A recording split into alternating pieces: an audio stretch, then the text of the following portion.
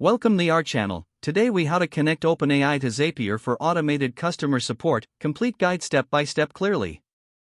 Start by logging into your Zapier account. If you don't have an account, create one at zapier.com. Next, navigate to the dashboard. Click on the Make a Zap button to create a new workflow. In the Trigger app search bar, type OpenAI. Select OpenAI from the drop-down list. Choose a specific trigger event, like new message.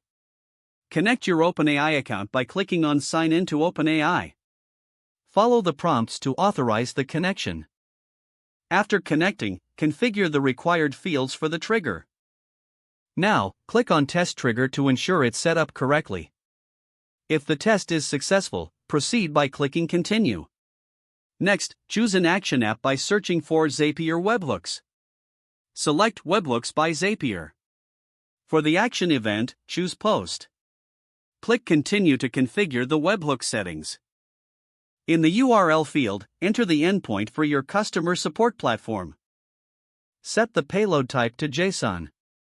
In the data section, input key value pairs based on your support needs. This may include customer queries, responses, or ticket details.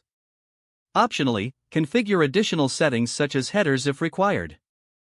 Once confirmed, click on Test and Review to ensure the webhook is functioning. If the test succeeds, click Done Editing. Name your Zap to easily identify it later. Finally, toggle the Zap to on to activate your automated customer support system. Your OpenAI and Zapier integration is now complete. If the page does not load, refresh the browser or try again in a private or incognito window. Make sure you are using the correct email address, then retype it carefully to avoid small typos. If your password is not accepted, use the reset option and create a new strong password you can remember. Check your spam folder for verification or security emails, then complete any requested confirmation steps. Enable two-factor authentication if available to improve account security and reduce unauthorized access risk. After signing in, review your profile details so your contact information and settings are accurate and current. If you see an error message, note it down and try again after restarting your device and internet connection. Log out when you finish, especially on shared devices, to keep your account and payment information secure.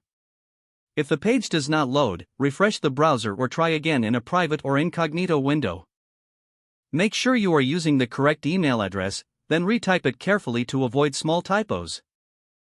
If your password is not accepted, use the reset option and create a new strong password you can remember. Don't forget to like this video and subscribe to our channel for more step-by-step tech guides.